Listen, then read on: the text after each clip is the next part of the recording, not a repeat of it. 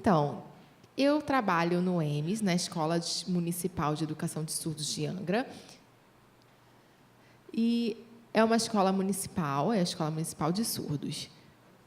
O sinal da escola é esse aqui, um S, que representa os surdos, e o sinal referente à cidade de Angra, que a gente coloca aqui, então ficou esse sinal da escola do EMES.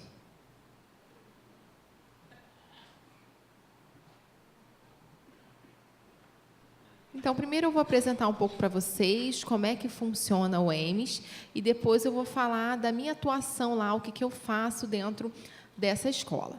Então, o EMES ele já tem 27 anos, e dessa trajetória toda de trabalho com educação de surdos. E o EMES ele foi criado através do decreto de 2717. Antes disso, ele, em 1989, já tinha uma professora que estudou, que fez um curso aqui no INES, e assim que terminou, ela foi para a Angra e começou em 1990. Então, são 27 anos desde essa trajetória de onde ela começou lá.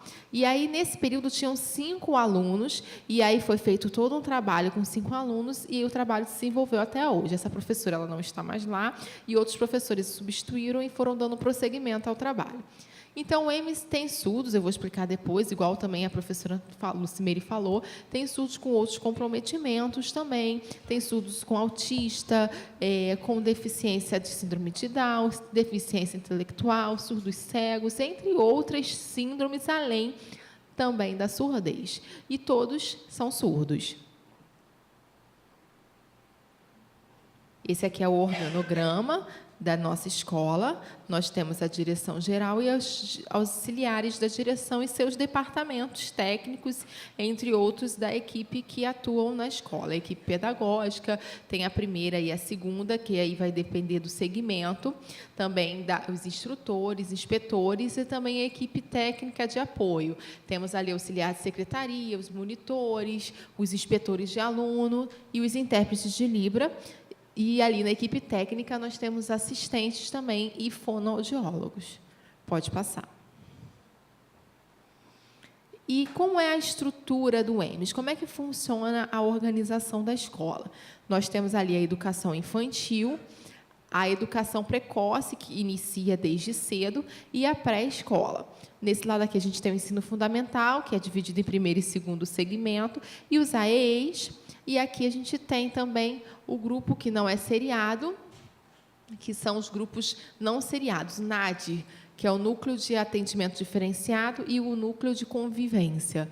E eles são os alunos que têm autismo ou alunos que têm uma outra síndrome que têm dificuldade de desenvolvimento, dificuldade de relacionamento e não conseguem conviver muito bem dentro de casa ou na sociedade. Eles participam desses espaços para que tenham um melhor desenvolvimento. Muitos deles com idades avançadas e não seriados. E aí, de que forma que vão viver ou de que forma vão estar ali? Eles têm uma leitura muito simples, mas depois eu vou explicar um pouco mais sobre eles. Então, na educação infantil, nós temos a educação precoce, a pré-escola, e tem alunos também, eu vou mostrar aqui a imagem, como vocês podem ver ali. Então, tem os professores, a professora Aline, ela é irmã de surdos, e que também é aluno, e ela é super fluente também em língua de sinais. Nós temos ali um bebezinho, está vendo na imagem ali? Tem uma outra criança que também apresenta uma outra síndrome. Aqui um surdo e aqui somente um surdo puro. No ensino fundamental, nós temos a divisão desses segmentos, primeiro, segundo segmento, e a educação de jovens e adultos. E também aí nós temos de primeiro ao quarto, de quinto ao sexto, depois de sexto ao nono, dividido em 2 etapas, a educação de jovens e adultos também. Na grade escolar, nós temos na educação infantil os componentes curriculares que vocês podem ver ali. Língua de sinais, língua portuguesa, história, geografia, ciências e matemática. Isso tudo dividido em 200 dias letivos, que correspondem a 800 horas, normal, como acontece em qualquer outra escola regular. No ensino fundamental, vocês veem ali os componentes curriculares, também todos os componentes que estão apresentados ali, e a carga horária também apresenta da mesma forma. Você pode passar.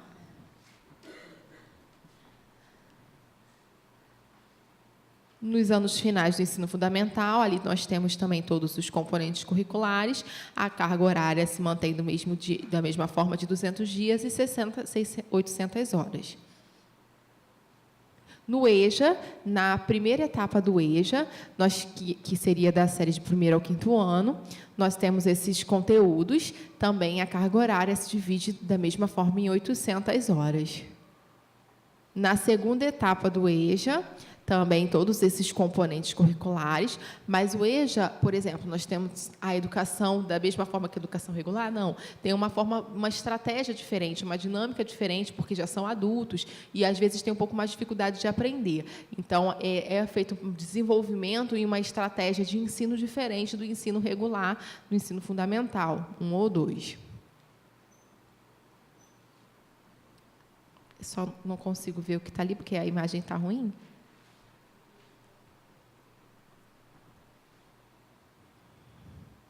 Então, nós temos nesse NC, que é o Núcleo de Convivência, que são os componentes curriculares desse conteúdo. Nós temos a língua de sinais, mas, da mesma forma como apresentada, ela é uma língua de sinais um pouco mais simples, é uma comunicação bem básica, porque os alunos nesse grupo eles têm muito mais dificuldade. E o português, pelo menos para que eles aprendam o seu nome, o seu endereço, é uma língua portuguesa bem fundamental. A matemática também é funcional, para que eles possam aprender o básico, as somas, as subtrações, porque eles têm muita dificuldade e também têm dificuldade de aprendizado. Artes, porque eles realmente amam, eles gostam de trabalhar, e depois esse trabalho que eles desenvolvem, eles vendem. Isso traz para eles muitas alegrias também. Educação física, para que eles possam estar se movimentando. A informática, da mesma forma, é um ensino bem básico. E a prática educativa de vida independente, por exemplo, saber como como cozinhar, como fazer, de que forma ele pode aprender a fazer um bolo, ou, de repente, ele pode usar esse bolo para venda, e usar um colar, aprender a fazer brinco, fazer uma pulseira, pintar um prato, entre outras ações, para que isso ele possa vender e ele conseguir, de forma autônoma, se desenvolver e fazer as coisas sozinhos, para desenvolver essa autonomia nesse sujeito. Esse grupo eu amo, que é o NAD, Núcleo de Trabalho Diferenciado. Pode manter esse aí? Então,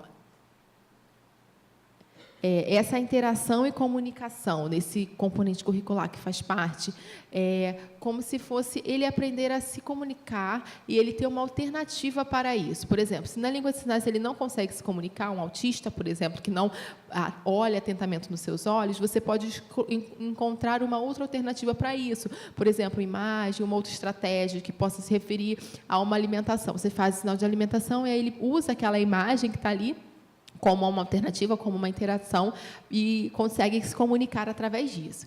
Então, a gente também tem outros componentes, que é a orientação, para saber como pegar a mochila, ou colocar algo dentro da mochila, colocar o sapato. São estratégias que a gente utiliza, porque, às vezes, pela comunicação, realmente, em língua de sinais, fica um pouco difícil você conseguir chamar a atenção, você conseguir mostrar. Então, o professor ele realmente tem um trabalho árduo para desenvolver esse projeto com eles. A educação física, nas aulas de natação, então, eles podem usar o espaço também da piscina, junto com o professor, e trabalha esse desenvolvimento, eles gostam muito de água também.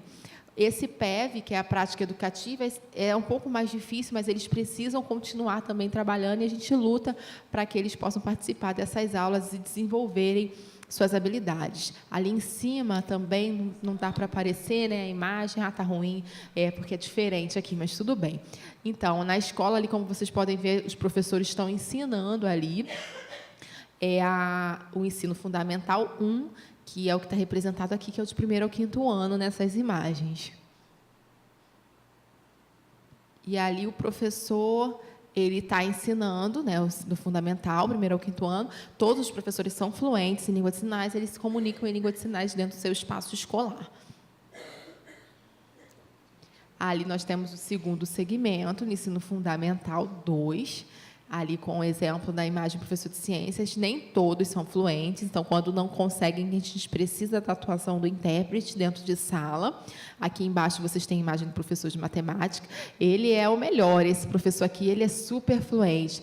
Tem outros professores de português que conseguem se desenrolar, se desenvolver. A professora de ciências é nova, então ela usa uma estratégia maravilhosa de ensino, ela tem as imagens, tem muita prática, muita experiência com o material, o conteúdo. Os alunos realmente gostam muito dessas aulas práticas que são desenvolvidas na disciplina dela.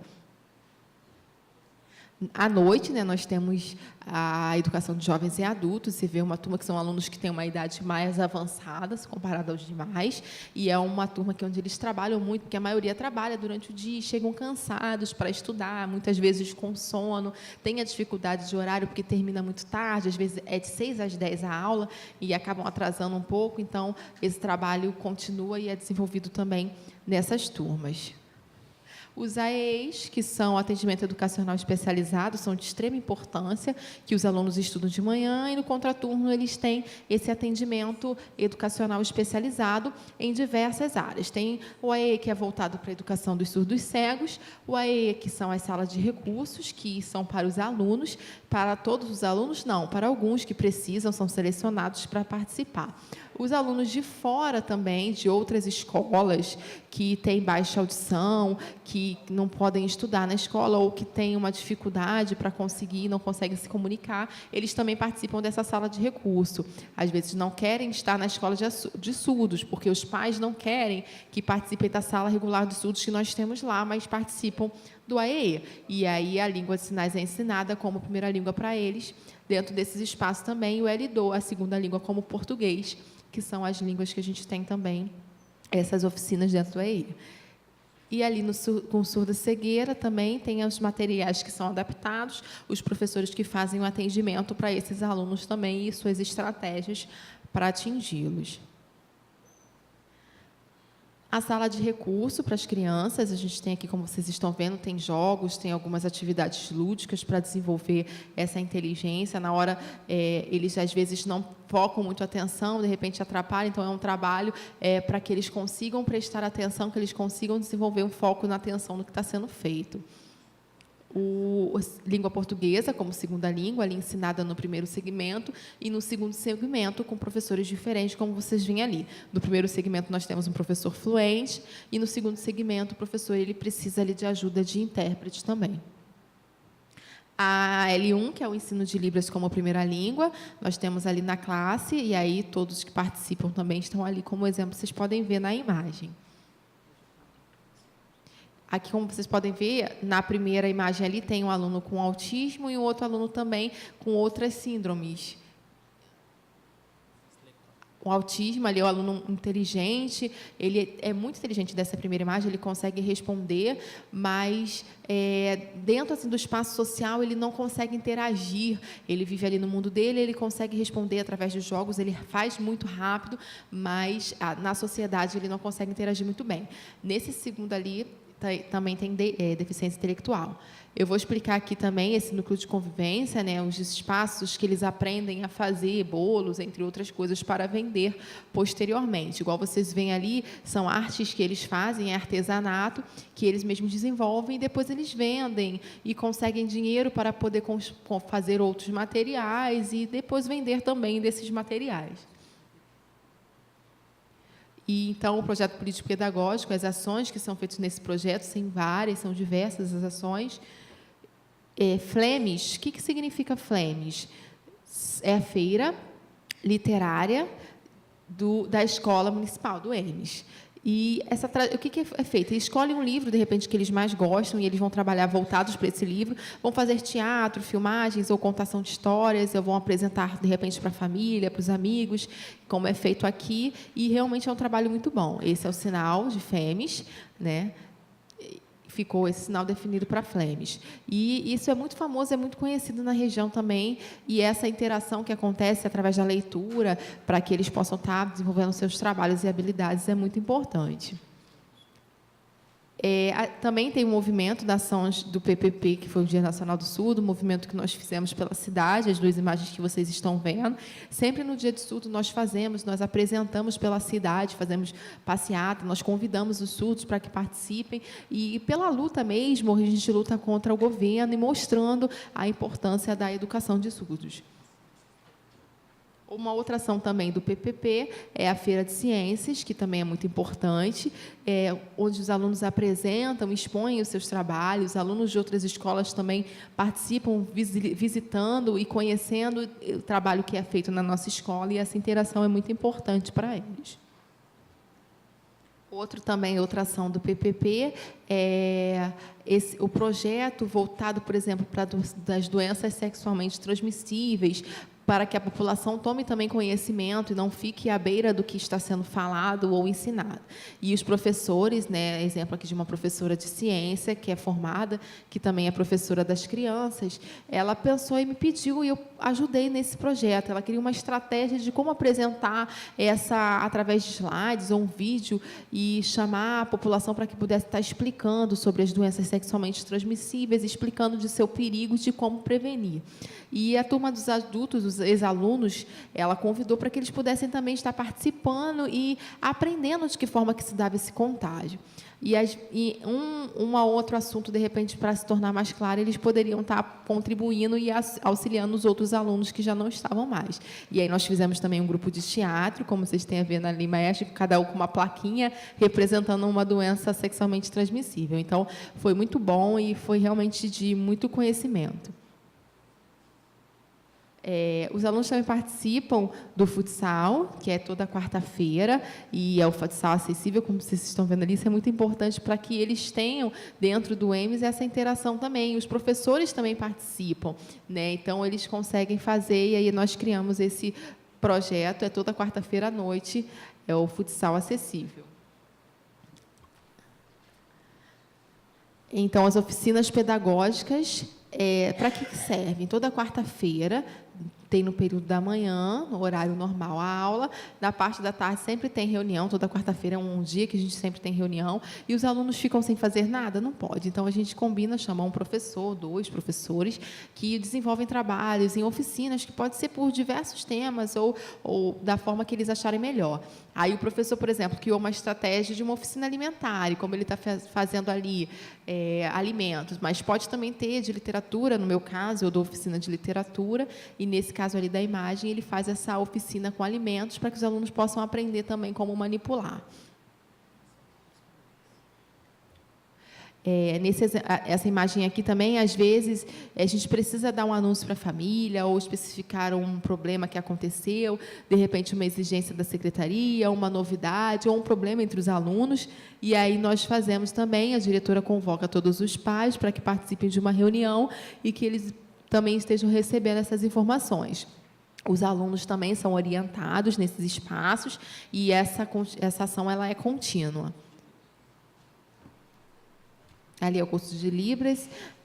O curso de Libras, então, dentro da escola, os professores, todos e profissionais também participam, e professores também, professores cegos, professores com deficiência intelectual de outros alunos, eles também participam desse curso para estar recebendo esse conhecimento. Então, nós temos a turma de professores internos e professores também externos, e entre outras pessoas que querem participar, professores de outros lugares, e também querem ter esse conhecimento, e acontece essa interação para que a língua de sinais possa realmente se desenvolver, e que vai ser melhor para todos e vai ajudar a toda a comunidade surda. A Libras Tátil, que também é uma ação do PPP, para aqueles que são cegos ou que têm baixa visão. Também temos cursos para essas ações dentro da nossa escola, porque a gente vê que tem aumentado muito o quantitativo de surdos que estão perdendo a visão, e a gente precisa difundir também esse conhecimento. As reuniões pedagógicas, que sempre acontecem para a formação continuada dos professores novos, porque estão entrando e precisam conhecer de que forma que acontece. Cadê a professora Rosana Prado? Ela sumiu? Poxa vida, a professora Rosana Prado já foi também? Ela está lá atrás? Então, está vendo? Estou falando aqui, você já participou também de uma dessas reuniões de orientação pedagógica, depois eu vou mostrar também, mas são reuniões muito importantes.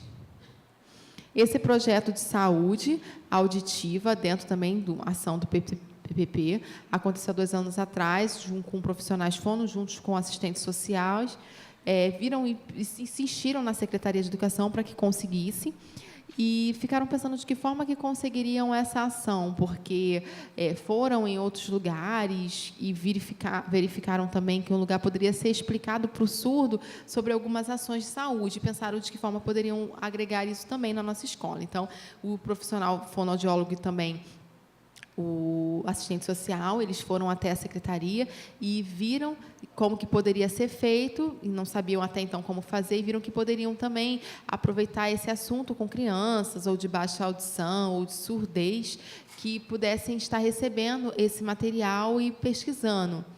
E, então, essa foi feita uma investigação, uma pesquisa nesse assunto, e foi ampliada e começou em outras escolas também, regulares, irem levando esse assunto e divulgando esse projeto também. E aí foi um surdo que conseguiu, que já era maior, um pouco atrasado, e também participa dessa equipe técnica. Essa equipe técnica aqui, como vocês estão vendo, tem um profissional ali, fonoaudiólogo, serviço social e a orientação, que vão também em outros lugares para poder estar desenvolvendo essa assistência para quem está precisando. Então, às vezes, tudo quer trabalhar, ele precisa de salário, ele precisa de dinheiro, então ele tem que aprender uma profissão. E, então, o SENAC, lá de Angra dos Reis, ele oferece um curso gratuito também para os surdos, e os surdos podem estar participando, isso é muito importante para a profissionalização deles. Então, as parcerias são muito importantes. A gente não trabalha sozinho, a gente sempre trabalha com outros parceiros. O trabalho pedagógico dentro do EMES, a gente tem a primeira língua, que é a língua de sinais, e o português como segunda língua também, os 2 caminhos, ou a oralização ou a língua escrita também. A língua escrita, que é o português. Por que a gente colocou a oralização ali também? Porque, às vezes, tem alguns pais que pedem, eu quero que meu filho faça a oralização que ele tem, então a gente tem a atuação do fono auxiliando para aqueles que querem a língua oral. E por quê? A proposta de educação bilíngue, para as crianças, às vezes, aquele bem pequenininho, e quando eles iniciam rápido na escola bilíngue, eles conseguem uma fluência muito maior. E depois eles aprendem o português de forma muito mais fácil. Mas, e não encontram tanta dificuldade desde que iniciam muito cedo. Renato Luiz, ele é um psicólogo de São Paulo, ele fala também sobre isso, a criança iniciar precocemente para que seja iniciada essa aquisição da língua de forma mais fluente. E a metodologia para a alfabetização e o letramento, o nosso objetivo é organizar o ensino para que ele consiga um sucesso no aprendizado dessa língua, principalmente os alunos que estão matriculados na nossa escola. E como é que se organiza esse trabalho? Ele é organizado através de etapas, que são etapas que já estão pré-estabelecidas. Os livros que são produzidos no EMES, a gente tem a participação também, meu marido é surdo, ele também participa desse projeto, e aí a gente vê como que vai fazer um livro em português, a gente começou há um tempo também a analisar, e a gente viu que tinha que ser visual, porque antes era oralizado, não tinha o uso da língua de sinais, né? Então, a gente recebia o material e tinha um carimbo da imagem no computador, né? Então, tinha aquele carimbo, então, antigamente era assim. E aí, por exemplo, o meu nome, que é com P, né? Patrícia, aí usava o P de pé, por exemplo, P de pato, e aí ficava sempre voltado para a letra do nome, pronto, já aprendi dessa forma. Então, a gente começou a aprender dessa forma, e depois ia aprendendo outras letras, até conseguir um conhecimento maior. E aí, nós ampliamos o vocabulário, fizemos um material onde o surdo pudesse ver e aprender diversas formas também, e através de outras letras, sinais de família, nomes de família, e conhecer outras palavras também, com vocabulário mais denso. E aqui a gente tem um caderno de atividades que foi desenvolvido também. E a professora Rosana Prado, ela foi e também ela fez essa metodologia e auxiliou a gente no ensino de português para surdo, e nós temos esse material aqui também. Por exemplo, fazer uma frase: quem sou eu? Né? Um exemplo. Quem é você? E aí, ampliar esse vocabulário que já foi aprendido no material anterior, aumentando essa escrita, essas frases, esse contexto, para que eles pudessem ter essa aquisição do português maior. Então, agradeço até a professora Rosana também, que nos auxiliou no desenvolvimento desse projeto. Esse planejamento curricular, a proposta desse projeto, eu acompanho nas disciplinas também, geografia, história, português, entre outras, acompanho, vejo o que precisa dentro da prefeitura, esse material da prefeitura, depois eu vou explicar também um pouco para vocês. Então, a gente tem um embasamento, que são as leis, a educação de surdos, a Libras, a gente é focado nessa lei 10.436, também o decreto 5626, todo mundo já sabe, de cor esse decreto sobre as normas e a regra, falando do direito da educação de surdos através da língua, também os deficientes auditivos, e também o decreto vocês já conhecem, já sabem o que fala da educação, sobre as classes, as salas para ensino bilíngue, e a garantia desse ensino, porque muitas escolas, às vezes, não querem, elas fazem essa opção para o ensino bilíngue comum, e os pais vão definir onde querem colocar e matricular os seus filhos. O PNE, a Política Nacional de Educação, também fala dá um embasamento legal para a gente, para a educação inclusiva. E os AEEs também têm um embasamento legal de que forma que vai ser dado esse ensino dentro da educação. E nós temos ali também para quem é voltado a AEE. É para deficiente, é para surdo, para deficiente auditivo? Quais são os alunos que abrangem dentro desse sistema? Os alunos com altas habilidades, também eles estão ali, e todos esses são atendidos dentro do AEE. Essa legislação também, que é do PNE, que aprova o PNE, que é a Meta 4, também é muito importante, vocês já sabem, que também fala de garantir ofertas de educação bilíngue, todo mundo já conhece, não é algo novo, é algo que já é conhecido por todos. A política linguística da educação bilíngue, que vocês estão vendo ali, que também está dentro do documento orientador do MEC, de 2014, fala sobre a importância, e é importante vocês lerem também, de vez em quando, darem uma lida, uma estudada, para que isso não se perca também, essa política. Aqui vocês já conhecem, são os movimentos da Escola Bilíngue para Surdos, o Setembro Azul, que é um movimento que nós sempre fazemos. Isso é muito importante também, que os surdos estejam tendo um outro surdo como modelo, para que eles possam estar aprendendo também e seguindo o seu padrão, para que eles possam aprender com seus pares e ter essa convivência com eles, né? Porque a inclusão, para que a gente possa estar na sociedade, sim, com os ouvintes, isso é importante, para que a gente possa estar interagindo com todos. Obrigado, mas eu vou explicar sobre mim também, eu falei da escola, mas vou falar sobre a minha atuação e o que eu faço no EMES. Antes, eu atuava em sala de aula, e eu dava aula, os professores me chamavam sempre: ai, me ajuda, por favor, eu preciso da sua ajuda. E aí, com o tempo, eu pensei, então é melhor que eu saia da sala de aula. Para quê? Para que eu possa estar aconselhando, orientando aos professores. Todos os professores, menos o professor de arte e educação física, que não precisavam também. Então, todos os outros professores eu seguia, eu sentava e acompanhava o seu trabalho. Por quê? Porque os professores, eles tinham, sim, dificuldade. Às vezes, eles tinham dificuldade, eles chegavam e não conseguiam desenvolver um bom trabalho, então, eu os chamava, via quando havia alguma falha, alguma coisa que precisava ser mais esclarecida, eu preparava, organizava alguma outra estratégia, sentava com eles, apresentava, para que pudesse ter um desenvolvimento melhor, principalmente professores de português. E vocês sabem, né, a questão do português, a escrita, que é necessário de aprender e é um pouco mais difícil. O professor de português começava um texto no quadro e aí não dava o papel. Ele colocava o texto no quadro, os alunos copiavam, tudo bem, aí acaba perdendo tempo, mas Não tem problema. E aí, depois, ele pediu o caderno e falou assim, não, intérprete hoje não, eu vou ficar aqui, não vou precisar chamar o intérprete, eu vou estar aqui junto com você hoje, professor. E aí, o professor, principalmente, né, ele explicava o quê? Ele terminava de explicar a aula e perguntava, alunos, vocês entenderam? E a expressão no rosto dos alunos era notória, que eles não tinham entendido nada, alguns entendiam um pouco. E aí, eu falei, professora, peraí, deixa eu tentar, então, aqui. E aí, eu falei para ela que precisava ter essa interação olho no olho, porque se você colocar uma frase em português e pedir para que os alunos entendam, eles não conhecem. Às vezes, eles conhecem só uma palavra na frase. Então, era necessário explicar palavra por palavra e ter essa interação com o aluno para que ele pudesse, aos poucos, ir adquirindo aquele conhecimento. E fazer isso frase por frase até o final do texto. Porque, às vezes, uma palavra no português, ela tem outros sentidos, dependendo do contexto. Assim acontece com a língua de sinais também. Então, era preciso que o professor tivesse fluência para que conseguisse passar isso. Então, conseguir um professor com fluência é muito difícil. E aí, então, eu ajudei nesse processo para que o professor pudesse entender dessa forma. É igual da bidocência, como se fosse isso, eu estivesse auxiliando o professor, que era o regente da sala, para que ele pudesse se sentir seguro naquele momento ali.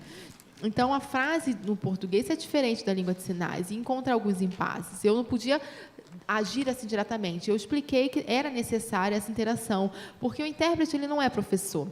O intérprete está ouvindo ali o conteúdo e está sinalizando, foi igual apresentado aqui. É diferente da docência, precisa dessa relação com os alunos. Aí, quando terminou a aula, eu sentei com a professora e expliquei, olha, tem que ser feito assim.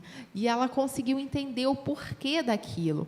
E aí, ela me deu outro material, eu expliquei para ela e falei, olha, você pode tentar explicar sem precisar do intérprete, é importante você usar suas mãos para praticar, e é a língua, isso é uma língua, então você precisa se apropriar dela, aprender para que eles possam conseguir tirar essas dúvidas melhor. E como faz na redação? Aí ela, ai meu Deus, e agora eu tenho medo de como fazer redação para o surdo, mas o surdo precisa também fazer redação. Por exemplo, o Enem. O Enem ele tem que fazer uma prova, e nessa prova ele tem que escrever. E como é que vai fazer se ele não tiver esse uso do português? Então, é preciso treinar. E aí a pessoa fala, vou embora porque a culpa é dos alunos, os alunos não vão fazer, não. Mas é necessário. Então, eu sentei, expliquei e perguntei como faz. Porque o aluno tem que se expor. Por exemplo, escolher um tema e o aluno se expressava em língua de sinais sobre esse tema. Depois, esse tema que ele foi feito em sinais, ele mesmo ia escrever sobre ele.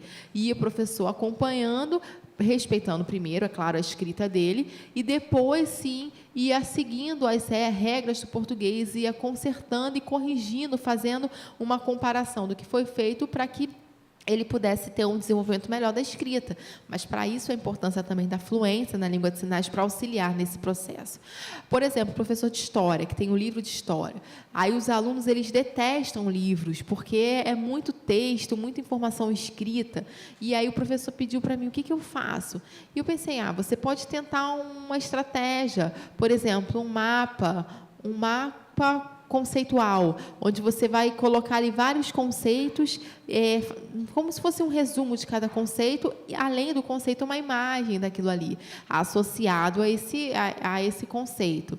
E aí, dentro disso, colocava um tema. O que significa isso? Aí, colocava a imagem e mais a explicação. Por que aconteceu isso? E assim, colocando a imagem e a explicação. E os alunos, eles conseguiriam ver daquilo de forma visual, aprender muito mais claro, diferente do que era apresentado no livro. E aí, ele perguntou se poderia até filmar também esse mapa e depois fazer essa associação a um vídeo, a uma apresentação de uma história, alguma coisa também visual, para que os alunos pudessem ter acesso a essa informação. Isso deu trabalho? Deu, mas o professor tem que estar junto também, no meu caso, um surdo ajudando um professor, ou um professor ouvinte fluente que possa auxiliar a esse professor que, de repente, não tem uma língua de sinais muito clara, para que possa entender e criar estratégias. O professor de matemática é maravilhoso, ele é super fluente em sinais, ele dá a sua aula de sinais, que são os números, né? Então, ele tem um planejamento curricular, tem ali como foi apresentado nas imagens, de resolver problemas. Como que faz o problema em matemática? Então, é igual a professora de português, né, que eu tive que explicar a questão da palavra, do português, ensinar como usar aquelas frases, e falava, não, você mesmo vai lá, pode desenvolver e ver como é que fica. E aí ele mesmo fez as frases, né, o problema em português. Ele não se sentiu muito seguro porque eu estava ali. Aí eu falei, não precisa pensar em mim, me ignora, eu não estou aqui para avaliar ninguém. E ele foi explicando os conteúdos e os alunos realmente ficavam muito focados no número, eles esqueciam das frases, porque o problema é você tem um enunciado em português, se fala e explica, e você tem que estar associando isso aos números, porque fala ela, mas quem é ela? Né? Está associado a quem? Então, isso para eles era um pouco mais complicado e eles precisavam compreender esses conceitos também.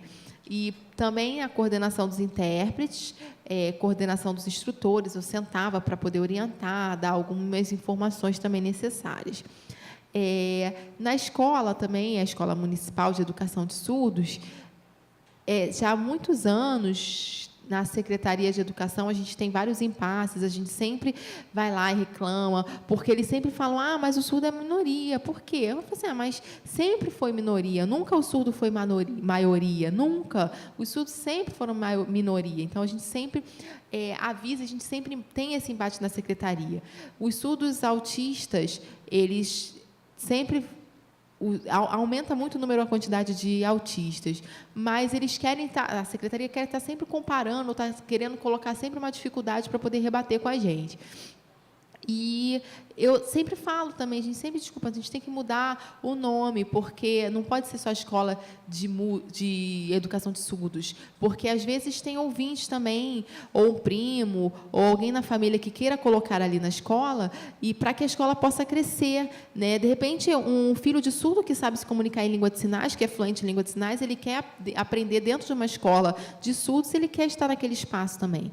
Então, a gente, né, avisou a secretaria para essa proposta de mudar o nome da escola, de Escola Municipal Bilíngue de Educação de Surdos, para modificar e incluir a palavra bilíngue, né? Então, é uma tentativa, é uma proposta. Nós fizemos uma reunião há pouco tempo e nós discutimos também, e todos estavam de acordo nessa modificação do nome. Então, é mudar, porque, senão, evitar para que a escola feche. Vocês sabem o que aconteceu em Porto Alegre também, algumas escolas fecharam, em Minas tiveram também 2 escolas que fecharam, e nós não queremos que isso aconteça lá. Então, a gente está tentando realmente criar outras estratégias para que a comunidade surda se fortaleça. Então, existe a família, outras pessoas que querem também participar desse espaço, e a gente quer abrir e ampliar o quantitativo de alunos que estejam ali, já que são fluentes em Libras, podem também estar ali. Então, a gente torce e pede a Deus para que a gente consiga, como se for um navio, a gente consiga navegar por águas calmas também, porque o governo ele quer ficar como se fossem ondas,